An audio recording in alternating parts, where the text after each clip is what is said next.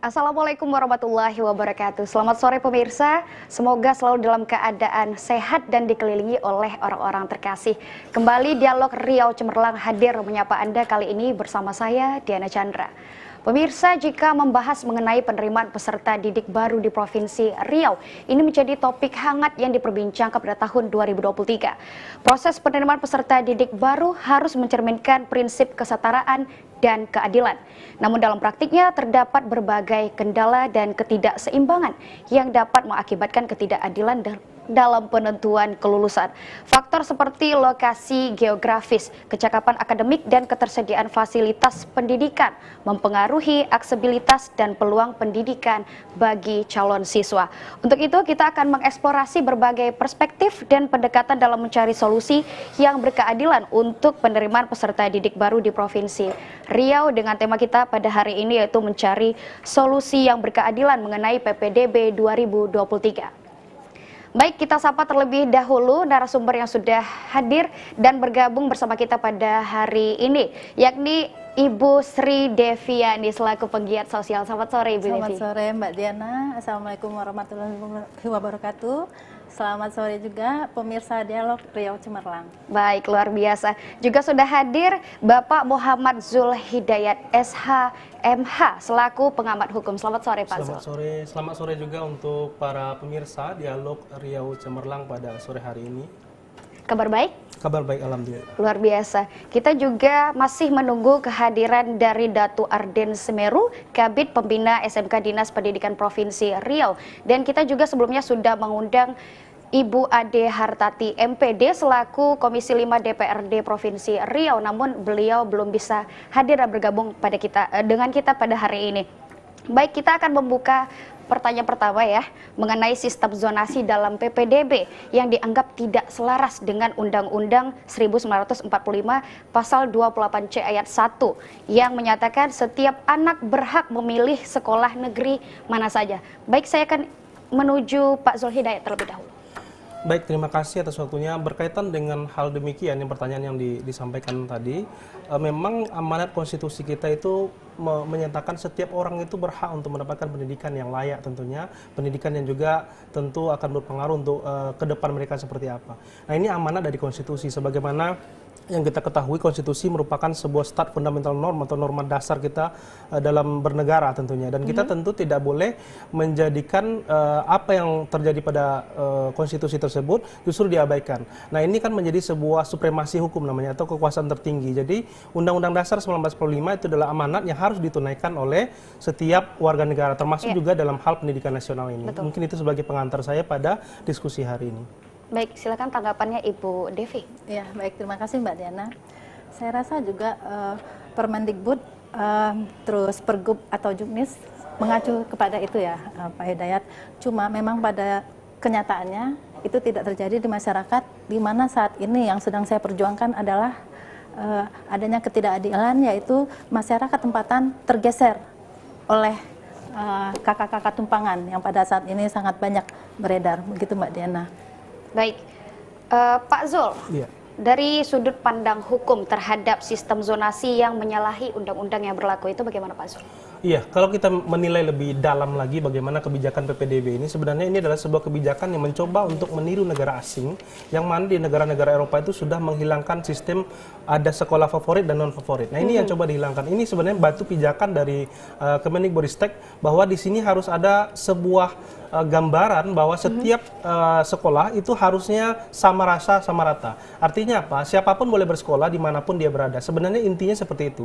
Dulu kan memang ada kita pada mungkin era-era kita 80-an, 90-an, itu memang ada sistem bahwa ini sekolah favorit dan ini sekolah non favorit. Nah, itu sampai sekarang masih ada. Nah, jadi permasalahan titik belakangnya adalah kenapa hal ini diatur sedemikian rupa sehingga mempersulit. Nah, ini yang jadi bermasalah.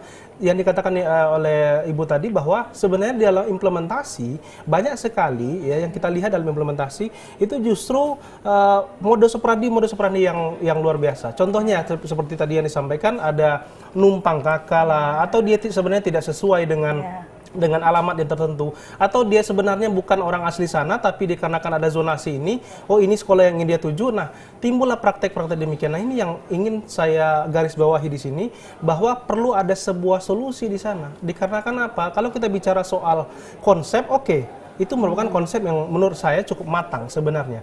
Tapi dalam hukum, dia tidak hanya bicara soal bagaimana konsep, bagaimana sebuah aturan norma yang berlaku, tetapi juga bagaimana sebuah implementasi dari norma tersebut. Nah, itu titik poin pentingnya. Nah, kalau kita kaji lebih dalam bagaimana implementatif dari sebuah kebijakan, nah ini yang masih menjadi banyak PR. Yang menjadi catatan saya, berkaitan dengan kesiapan dari sekolah itu juga menjadi permasalahan. Apakah sekolah tersebut mempunyai kesiapan yang cukup kuat dalam PPDB ini? Banyak sekali prakteknya justru tidak siap. Nah, ini kan menjadi soal lain yang menurut saya perlu untuk kita kaji bersama. Nah, itu sebagai catatan saya. Baik, berarti dari Pak Zul Hidayat ini sebenarnya sistem yang baik, namun pelaksanaannya yang belum tepat dan benar. Betul, mungkin kepada taraf implementasi ini perlu ada sebuah aturan yang jauh lebih spesifik atau turunan tadi, sebagaimana pada pembukaan awal pijakan saya tadi, bahwa ini harus sesuai dengan konstitusi. Nah, sementara itu kalau sistem zonasi itu agaknya bertentangan dengan konstitusi. Dikarenakan apa? Dalam konstitusi kita pasal 28 C 1 tadi, setiap orang itu berhak untuk sekolah di mana saja. Jadi tidak ada pengaturan sebenarnya di mana dia sekolah dan juga tipe apa sekolah dia. Nah, ini yang menjadi titik poin kita pada sore hari ini mungkin ini. Sesuai dengan UUD ya Pak Betul. Zul ya. Ibu Sri, bagaimana peran masyarakat dan penggiat sosial dalam mendorong keadilan dalam PPDB 2023? Ya, terima kasih. Jadi begini Mbak Diana, ini sebetulnya kami gerakan ini sudah mulai dari tahun 2020. 2020. Ya, 2020. Saat itu gerakan kami memang menduduki sekolah, sampai menduduki sekolah karena pengaduan kami ke dinas ataupun ke DPR tidak membuahkan hasil. Ya. Jadi kami sampai menduduki sekolah, maka malam itu diterimalah tuntutan kami dengan mengeluarkan anak-anak yang suket dan kakak tumpangan tersebut sebanyak 197 orang. Disitulah kelihatan bahwa akhirnya radius itu menjadi 2,1 kilo saat itu. Nah, disitulah bisa kita nilai bahwa kalau sesungguhnya zonasi itu diterapkan, itulah anak yang sebenarnya yang berhak. Nah, kemudian di 2021 juga terjadi kemunduran lagi, apalagi di 2022 itu SMA 1 dan SMA 6, SMA 8 yang menjadi acuan kami. Sebenarnya perjuangan kami untuk seluruh sekolah SMP dan SMA, tapi kami kan keterbatasan segalanya, jadi kami hanya fokus di dua sekolah itu dengan harapan itu menjadi acuan. Untuk sekolah lain? Ya, untuk sekolah lain. Jadi dua sekolah itu tahun lalu hanya di 500-an meter. Nah, itu kan sangat tidak mungkin Mbak Diana. Tidak ya, masuk ya, akal. Pak, ya, tidak masuk akal karena setiap tahun kuota itu terpenuhi dengan jarak yang begitu pendeknya. Jadi apakah tahun-tahun dulu itu ada 200-an ibu, sekitar 200-an ibu di daerah situ melahirkan gitu. Nah, itu sangat tidak masuk akal, apalagi SMA 1 dan SMA 8 itu kelilingnya adalah kantor dan sekolah. Nah, itu.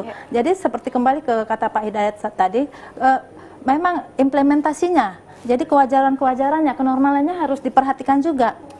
Apakah itu masuk akal atau tidak? Kalau tidak, misalnya kita menerima ini syarat anak ini, nah disitulah tim verifikasi yang harus begitu tegasnya untuk bisa masuk nggak anak ini, wajar nggak anak ini masuk. Nah, begitu. Jadi kami menginginkan sekali memang masyarakat zonasi ini berkeadilan. Jadi jangan yang tumpangan didahulukan, sementara yang sebenarnya itu tergeser. Yang begitu. benar-benar dekat dari lokasi sekolah ya Bu. Dan SMA yang disebutkan tadi juga termasuk SMA yang favorit. Iya, SMA termasuk negeri SMA di Kota favorit. Pekanbaru. Betul. Baik, lalu mengenai pendapat dan kabar yang beredar mengenai keluarga berkecukupan mampu membeli kursi di sekolah negeri, sedangkan karena hal ini pula siswa dengan keadaan ekonomi kurang mampu itu tidak mendapatkan peluang di sekolah negeri, itu bagaimana? Saya dulu ya. Jadi begini ya Mbak Diana, dengan bisa masuknya oknum-oknum yang seperti itu dengan data-data yang sebetulnya tidak sesuai dengan juknis, nah itu kan kita tanda kutip ada dugaan gratifikasi di sana, gitu.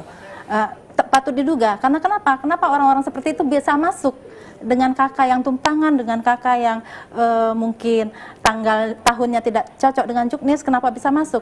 Patut kita duga di situ ada gratifikasi. Ini contohnya kemarin saya di SMA 8 hari Senin. Ini para orang tua, saya membawa para orang tua yang sudah tereliminasi. Mereka akan mengadukan ke sekolah SMA 8. Pengaduannya itu poskonya di dalam sekolah. Tetapi kok bisa sekolah itu digembok, tidak boleh masuk. Nah, itu saya harap juga dari dinas nanti mempertanyakan kepada kepala sekolah SMA 8 kenapa harus digembok. Seperti itu. Baik, ini menarik dan penting untuk diperhatikan. Namun kita akan kembali ke pembahasan usai jeda pariwara berikut. Tetaplah bersama kami.